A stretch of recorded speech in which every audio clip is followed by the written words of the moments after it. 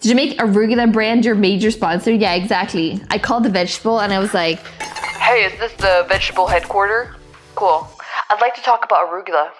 We're going to be making a lasagna today. This is intended to be for the Cooking for Gamers show that I basically set up in order to, in the hopes at least, of inspiring people, or gamers specifically, to eat a little bit healthier. And I don't mean like, you know, overly healthy or anything. I'm just referring to the fact that I know a lot of gamers tend to eat takeaway food. And I think it's better if we like cook a little bit more at home, especially eat lots of vegetables. Because they're good for you, okay? Anyway, so this one is kind of like a part 2 out of a meal prep. I'll put one of those recommended up here from the previous video. So last week we made a bolognese, and this is some of it. I've frozen a lot of it, basically made them into portions in the freezer. But this, the bolognese that I have remaining here, is gonna turn into a lasagna, because essentially that lets you vary the food for a big batch of food without a lot of effort. So since we've actually already prepared half of the recipe, the other half is making a bechamel sauce. We're gonna be using one of these food prepping boxes, especially freaking go to IKEA. They have so many good food containers that you can use for different things. I would recommend using the plastic lids and not the wooden lids, because the plastic lids can be put in the dishwasher. You know what the really, really good thing about these containers is? They're made of glass. And sure, that might break more easily, but A, it's gonna stay fresh much longer. Plastic containers, they go super soggy, super greasy, they get yucky. I mean, look at this lid. It's been in and out of the dishwasher probably like, I don't know, 100 times. No, maybe not, I don't know, but many times. And even though it's not dirty, it's starting to look like worn out. That's what happens to plastic. Does not happen to glass. On top of that, glass can both be in the oven and in the freezer. However, make sure to not make too big temperature changes too fast, okay? You don't want to go from the oven and straight into the freezer or anything. So if you're gonna put it into the freezer, make sure that the lasagna gets to cool down here before, otherwise it might crack. If you want, you could technically make lasagna straight in this form, and then you just let it cool down out here, and then you put it into the freezer. The reason why this is so good is because this container can then be taken out of the freezer and put straight into the oven, right? Once again, be careful with the temperature changes or it might crack. What kind of cheese are we putting in the gabzania? There's not gonna be any cheese. There's no cheese, just the bechamel. I was thinking about that before. I was like, should I get cheese just because people usually put cheese in lasagna? No, I'm not gonna. But it does actually need cheese. It really doesn't. You just gotta make a crap ton of bechamel, okay? Okay, we were gonna start with the bechamel sauce. The ingredients that we're gonna be using is the bolognese-ish, the minced meat sauce that we made last week. We need lasagna plates. We're gonna make bechamel. How do you make bechamel? It's super duper mega easy. You need butter, you need flour, and you need milk. That's all you need for bechamel sauce. Salt and pepper, obviously. A lot of people use muscatnut.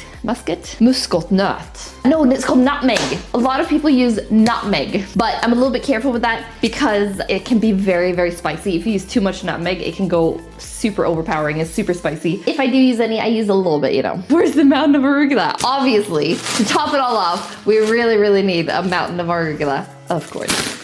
Okay, what was I gonna do? I was gonna go bechamel sauce. These are all very, very simple to make, but you gotta have the right composition of butter, flour, and milk, because if you take too much flour, it might turn way too thick. If you take too little, it's gonna be too watery. And it's really, really difficult to add more flour later on, because if you add flour at a later stage, it's gonna turn into lumps. So you really need to add the flour with the butter early on to kind of make a paste, because then later when you add the milk, it's gonna blend into it. So let's go with 1 liter. That means twice as much as they do in this recipe, which means 4, 30, 60. We need slightly more than 1 chonkamadonk. Slightly more than 1 chonkamadonk. All right, so this is approximately 60 grams of butter. Now we're gonna start melting it slowly, okay? We're not gonna use any excessive heat, okay?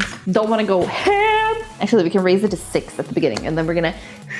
And now we need 2.5 matskedar vetemjöl, which means times 2. So 5. We need 5 matsked.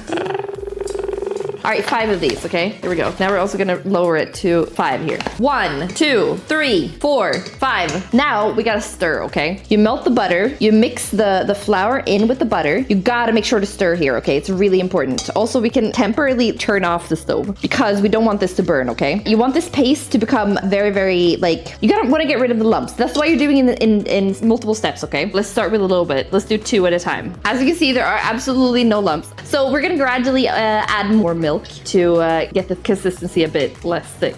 You don't want to add too much milk at the same time because it's going to cool down the paste, which is then going to turn into lumps again. So the key to this is just going slow. Now we're going to add some salt. Can add some pepper, ground black pepper.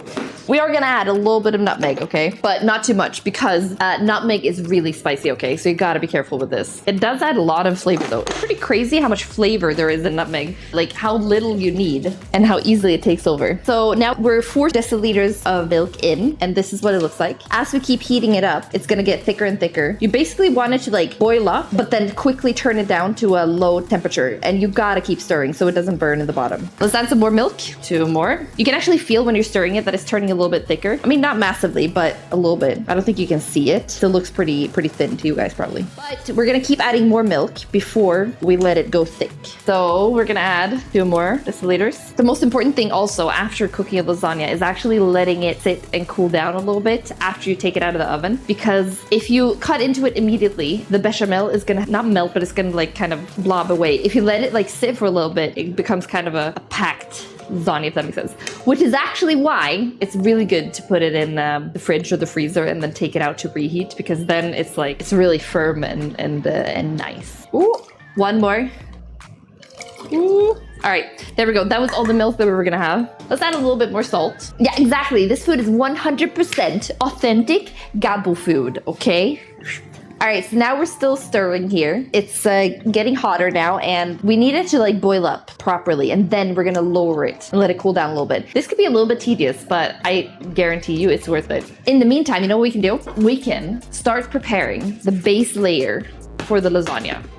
Because what you're going to be doing once your bechamel is done, you're actually going to start making the foundation of the lasagna. Sadly, these are usually slightly too long. If you use fresh pasta instead of the dry one that I have here, then you can actually fit them all into the bottom, right? Because you can bend them a little bit. But these frozen ones are a bit harder to bend. All right, so we got the base there. And then we're going to be adding the layers.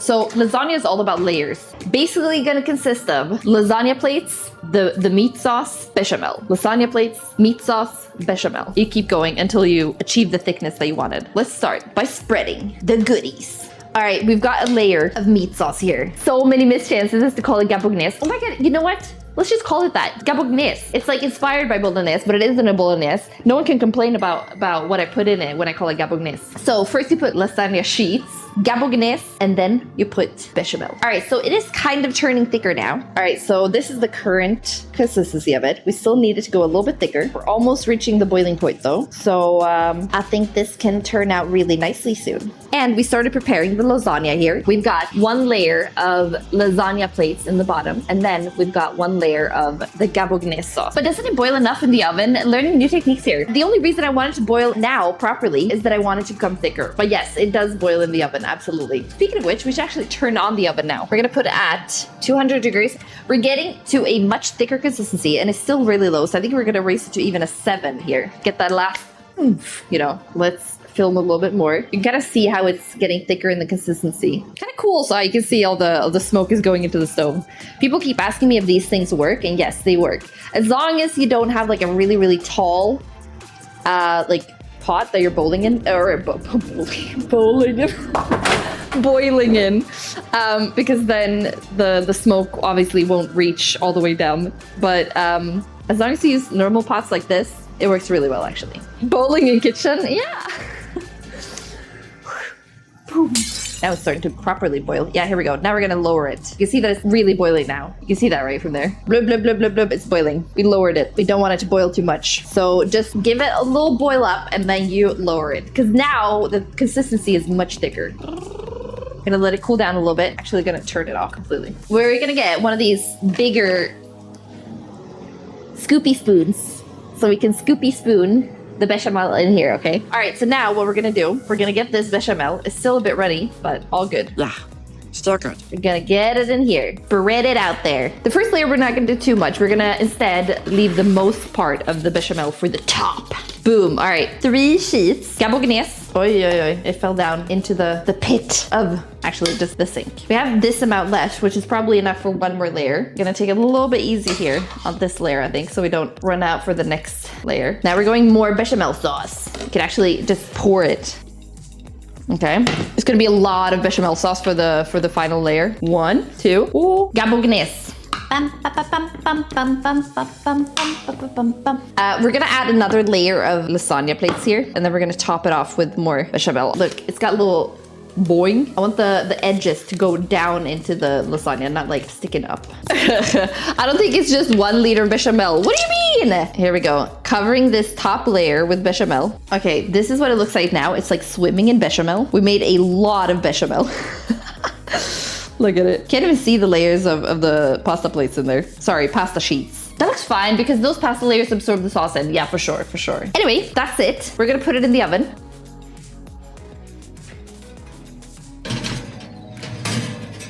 There we go. Attention, no Italian has been mistreated during the preparation of this lasagna. She cooked a portion for 2, right? No, this is like 8 portions or something. It's a big lasagna, okay? At least 6 big, like big portions, or like 8 standard portions. Now we're just waiting for the lasagna to finish. It's gonna take a while. I currently set it to 200 degrees, but I don't know if it's gonna need to go down a little bit to not burn at the top, but we'll see. It's starting to bubble and boil in there, which is good. It's cooking.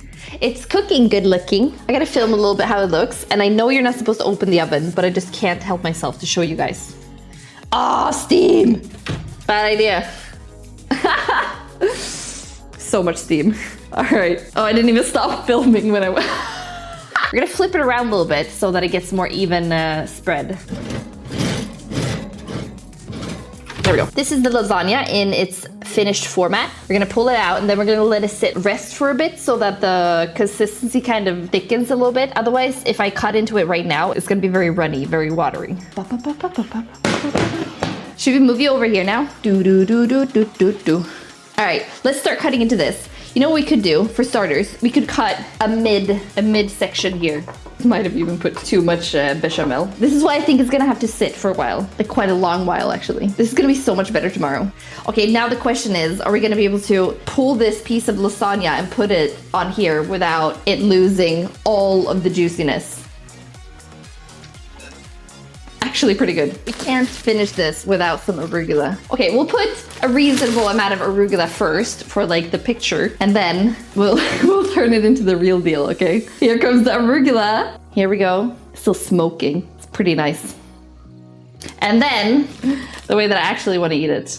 At least it's in there. Chat always gets so sad. Should we give a big slice for Olaf? There we go. Where did the lasagna go? It's in here, I promise. This is called Hide the Lasagna. All right, time to move the stream setup over here because we're gonna go eat. All right, time for the moment of truth. Whether or not this is tasty, okay? Oh my God, I just logged on in time to see your new mountain of arugula. Yes, you did. Hello and welcome. I see Floofball in the background. Yes, correct.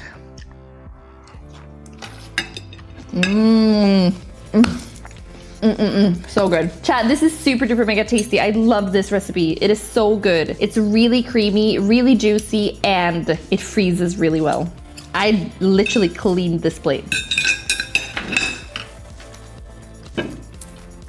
Actually, 10 out of 10.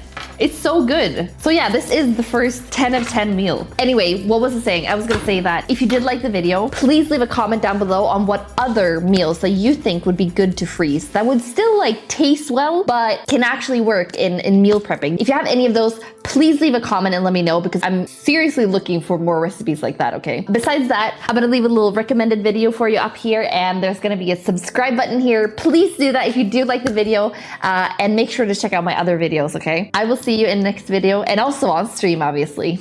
Bye!